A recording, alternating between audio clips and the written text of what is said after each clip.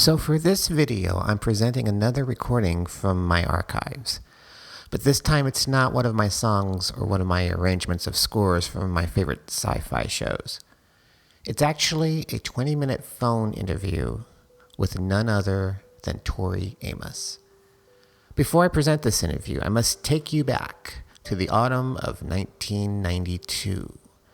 I was in my mid-20s and was in my second year at Southern Illinois University in Carbondale, where I was studying for a computer science degree.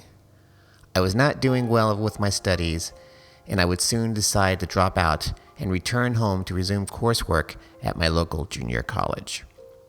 I was home for my autumn break, and one night I was at a friend's house. We were up very late, switching channels on TV looking for something to watch. We reached MTV, where we saw this gorgeous young woman with fiery red hair and piercing green eyes playing away at a grand piano. Her singing and the song she was performing reminded me a lot of Kate Bush, whom I was a fan of at the time, and still am. It didn't sound like anything else that was playing on early 90s alternative radio. I made a point to note the credits at the end of the video. The song was Crucify, and the artist was Tori Amos. When I got back from break, I went to the mall, which was just a 5-minute walk from my apartment, and in one of the music stores, I found and purchased the cassette single for Crucify. I put the tape in my Walkman, and the song sounded just as I remembered it from my viewing from the video, as this was the mix for the video and not from the album, as I would later learn. The next song on the tape was Winter, and the intimacy of both her singing and lyrics would often soothe me at night while I was stressed out over being away in college and being overwhelmed with all the coursework. I would play this tape over and over, and I would feel a little less lonely hearing her inviting performance. I soon returned to the music store intending to pick up her album, Little Earthquakes, but instead I found and purchased the Little Earthquakes VHS, which featured 4 music videos and a live performance from a club in New York City. The first song from the live performance was Leather, and I could feel my eyes growing wide when she ripped through the piano solo in the middle of the track.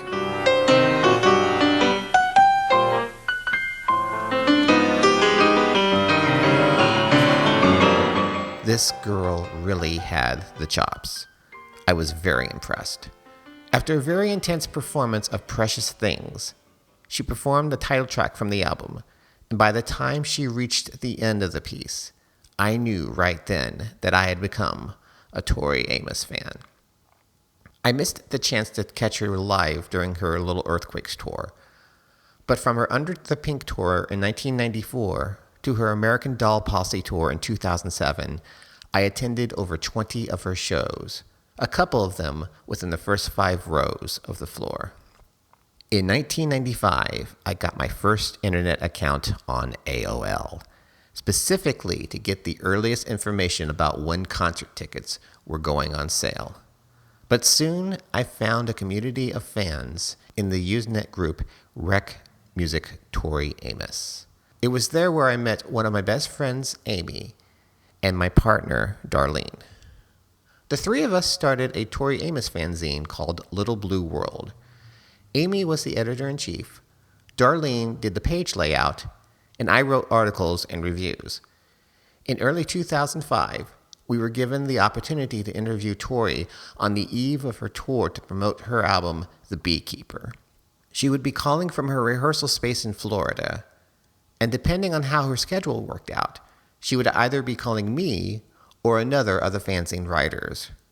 It turned out her schedule worked out to my advantage, and I was fortunate to interview her for 20 minutes over the phone.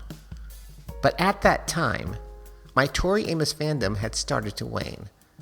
Starting with her prior album, Scarlet's Walk, her songwriting and the way she performed and produced her albums started to steer more towards the mainstream, and it started to lose the intimacy and the edge that attracted me to her work in the first place.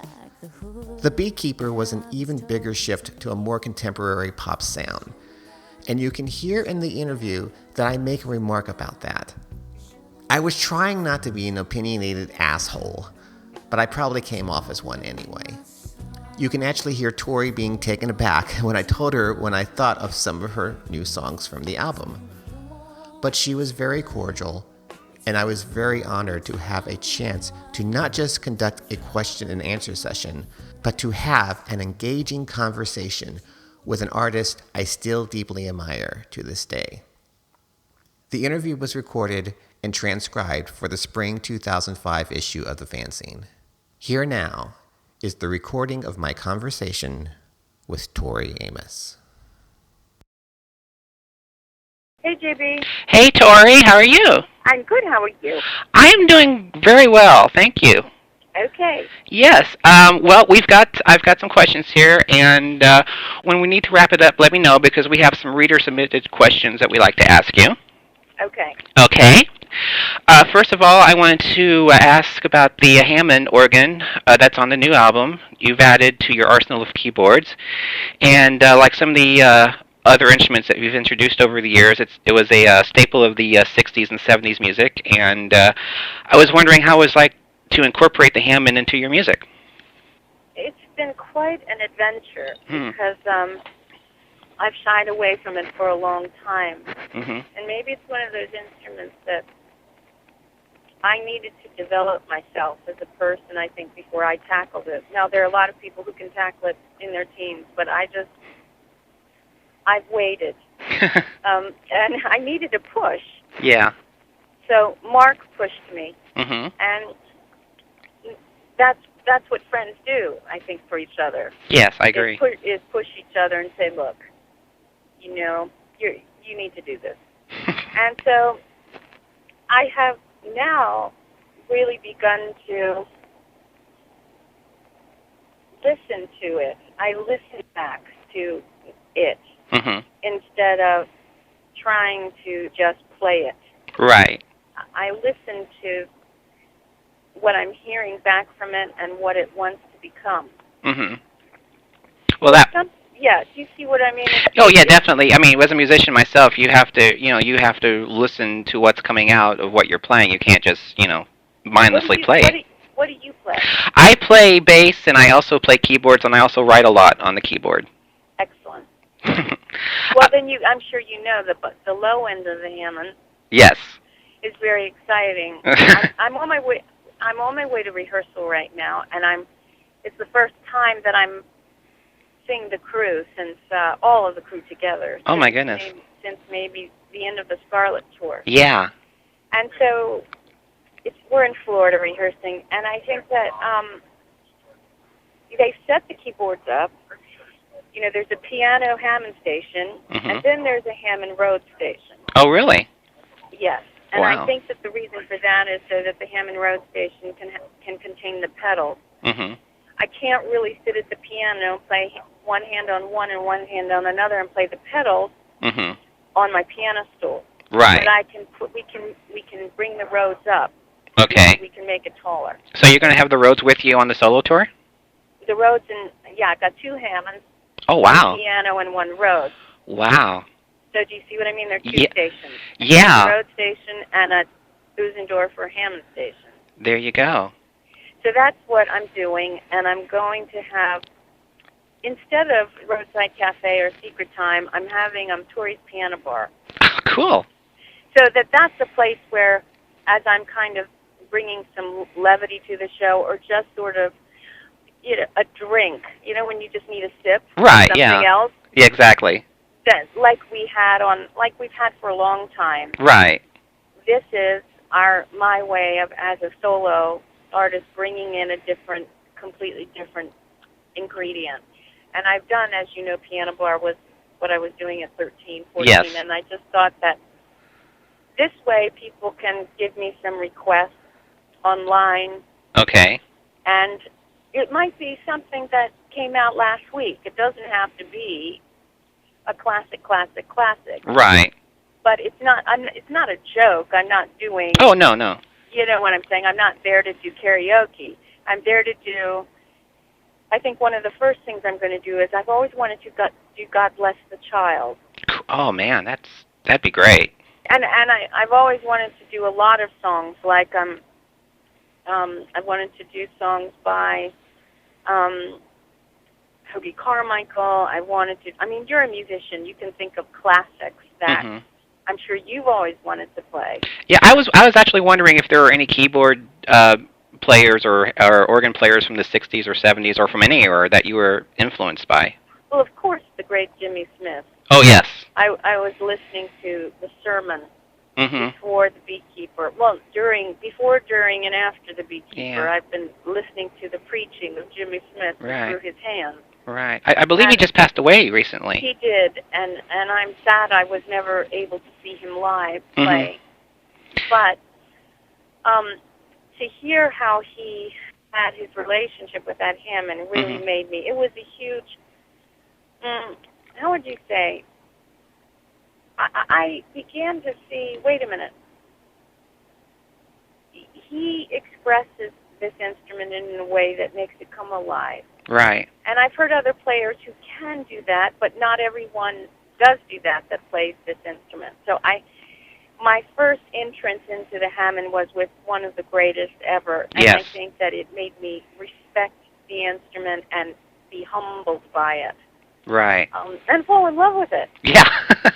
Oh, I know. Yeah, my dad had a bunch of his old records, and we used to listen to them when I was a kid. And so you know. Oh, yes. Hey, what cover do you want to think about some covers that you think I could do, and then just email them in to the Tori website. We'll let you know where to email them. We can do, yes, well, certainly. I'm sure a lot of people out there have some stuff that we'd like to hear, so. Yeah, that would be great. Yeah. Okay, moving on to your new album. When does this come out? When does this come out? Let's see. Our deadline is next week, so we're hoping we'll have this out during the tour. Oh, that's great. If you can just keep if you can keep the God Bless the Child thing between you and me, of course you're going to put it in Little Blue World, but as long as you don't tell too many people before Friday, because I want to. That'll be one of my first covers, and I want it to be somewhat of a surprise. Okay, but you're going to let people know through your website that you're going to be taking requests from the website? Oh, you can let everybody know through Little Blue World I'm taking requests. Yeah, we'll have something out on our site for that then. As long as you don't say God Bless the Child our lips are sealed. Before Friday. Our lips are sealed. But you can put it in if Little Blue World doesn't come out before Friday. Oh, no. We've got to wait. Put it all in this, yeah. Okay. Anyway, moving on to your new album. You've always been an artist that's moved forward and done something different with each album. Beekeeper is probably, I think a lot of people thought it was like the most commercial album you've put out so far. And I was wondering if that was an intentional on your part, and if so, if you were ever worried about alienating some of your fan base with the sound of it. I think that's so funny because nobody thinks it's, meaning the record company doesn't think it's my most commercial album. So that's funny. Because they think Under the Pink is my most commercial album, and wish I'd make another one. So they don't see the structures as pop music at all. They think it's kind of complicated, which is fine. Yes, some of the stuff is complicated, but then some of the stuff is very poppy. Ireland and Knickers and a few of the others. I was just quite surprised at what I was hearing. Oh, well, I don't know. I think that you have to see it as song structures and what they're saying. Yeah, I'm in the process right now of getting into the album, and it takes me. For good albums, it takes you don't get into it on the first listen. There's always layers and layers and layers, and I think I'm just now beginning that process. Yeah, there's a lot going on. Ireland is about James Joyce, really, and comes after Original Sensuality, which of course is about how religion has maybe hypnotized a lot of people to certain truths. Yes. And to sing Ireland after that was a very calculated and poetic move, because having lived in Ireland, religion very strong there. Yes. And the power of the church is very, very strong. Mm-hmm. So to reference James Joyce, who was trying to combat this invasion, Mm-hmm. and yet deep, the effect the church had on him was there because he was brought up by Jesuits. Mm-hmm. And I got a book about James Joyce a few years ago, so I'm making quite a lot of references in just his works. I have a lot of the portraits. If you do some of your research, you'll begin to see that there are a lot of references there that gives you another story. Right.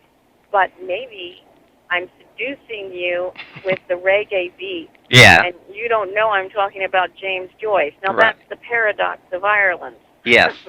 Because you'd think I'd be doing diddly, diddly, diddly, diddly. Right. To a St. Paddy's tune. But that's not what we're doing. Right.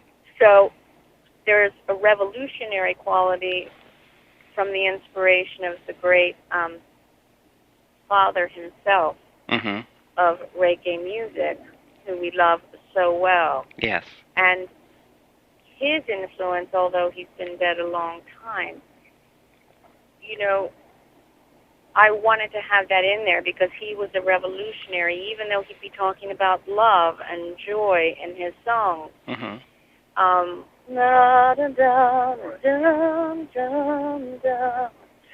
The gospel of that music. Right. Do you understand what I'm saying? Yes, yes.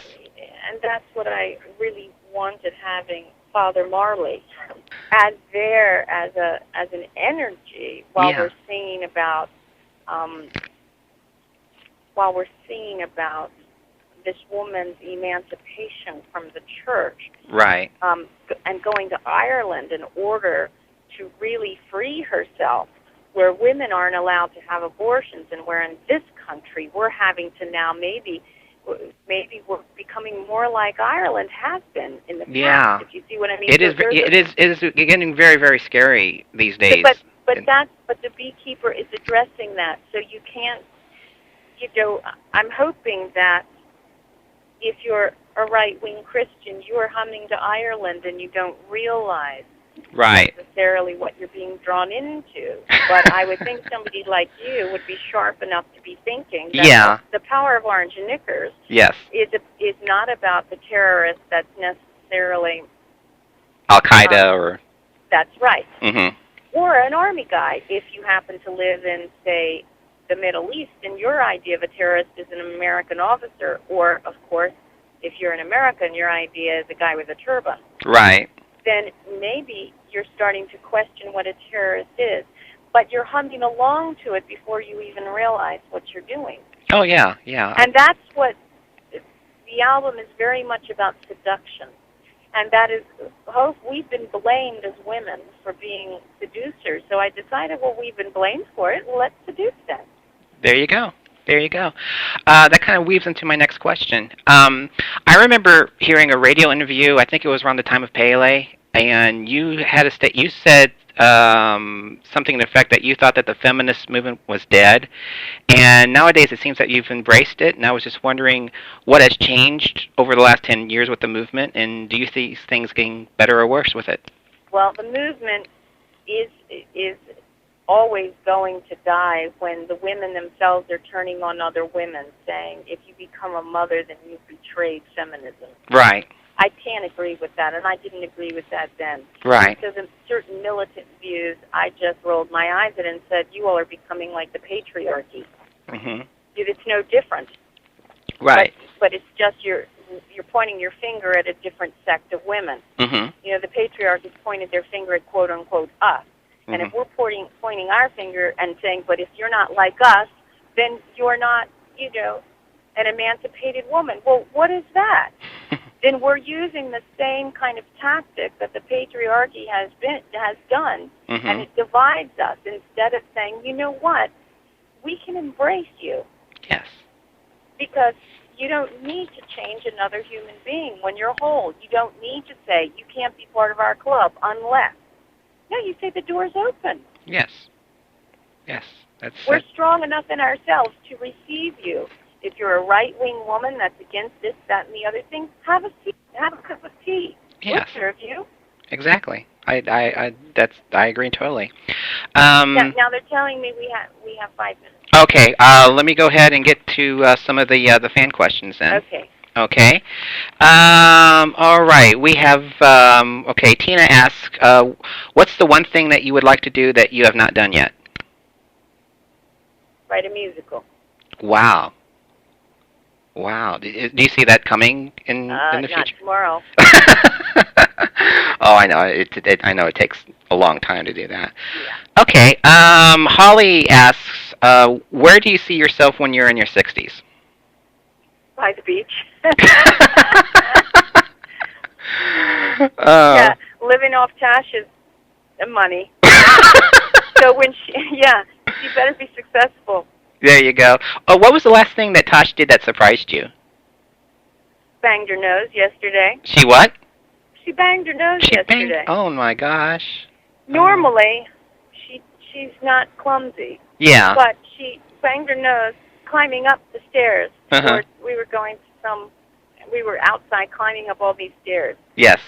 And she was dancing up the stairs in heels, but not high, little girl sandals, little girl, Yeah. And tripped on the steps and banged her nose on the rail, and it was bleeding, the blood out of the nose. I called my sister, the doctor, and she told me not to worry because the cartilage, it's only cartilage, it's not bone.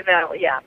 And so we've been working on it and watching it, and it's just one of those things where you can think that your child or a friend isn't a certain way, and then they just do something. Yeah. It's like, and you realize, okay, well, I wasn't looking, I wasn't overly watching her going up the steps because I didn't think she'd ever fall. Yeah. And that's a mistake you can make. You get into a sense of overconfidence. Okay. Okay. Dan asks, will there be a DVD collection of your music videos? And if so, would rarities such as the big picture or the remix videos be included in such a collection? A DVD compilation? Yes. You mean of the videos? Of the videos, yes. Not this year. Not this year. Well, hopefully we'll have some from this album to add on to it. I don't know. See, because it's Sony and Warner Atlantic, so Right. Even though we're talking to them again. Yeah. Because all the bad, mean people have gone. Yes. We don't know. It's complicated. Okay. Yeah, I understand there. Okay. Linda asks, will you ever consider offering up your live shows for download like Pearl Jam and some other artists have done? Yes, I'm considering that. Excellent. Excellent. Yeah. But it's. I like to mix. I like to mix things. Get them, exactly how I like them. Oh yeah. Definitely. You can't just get some soundboard recording or some, bootleg. I agree. But you know how I am on downloading. I am. It's not that I'm on the fence. I believe it's a different thing. Mm-hmm. That's different. You know that, right? Right. Yeah. Exactly. Would you ever see a time where you would release a whole album on the internet? I know Prince has done that, and I think some artists have released stuff exclusively on the internet. Do you ever see a time where you'll do that? Yeah, I do, but not just for people to steal, for people to honor. I believe in honoring everybody. Yes. I think there's a really important core code to that. Mm-hmm. Because if you don't honor your musicians, if you think you can just take music from your musicians, then why shouldn't I just come in and take everything in your house? It's the same. Yeah, exactly. Exactly. So I think it's not about money. It's about honor. Right. And value, how we value each other. Yes. And respect. These are my issues. And if whatever the price tag is, that can always be negotiated, but it's about people being able to honor and value another person's, what people are giving. Right. Exactly. Okay. Okay, I've really enjoyed speaking with you. I've enjoyed this too. This has been a lot of fun. Clever. Thank you very much. Oh, we had a few of the staff that come up with some of the questions, and I sort of edited them. We're going to be seeing you in Chicago, Okay. and looking. I look forward to that. Yes, I'm very much looking forward to hearing these girls live. Okay. Okay. Well, thank you very much for your time, I'll and see you soon. good luck on the tour. Okay, thanks, hon. All right. Bye-bye. Bye-bye.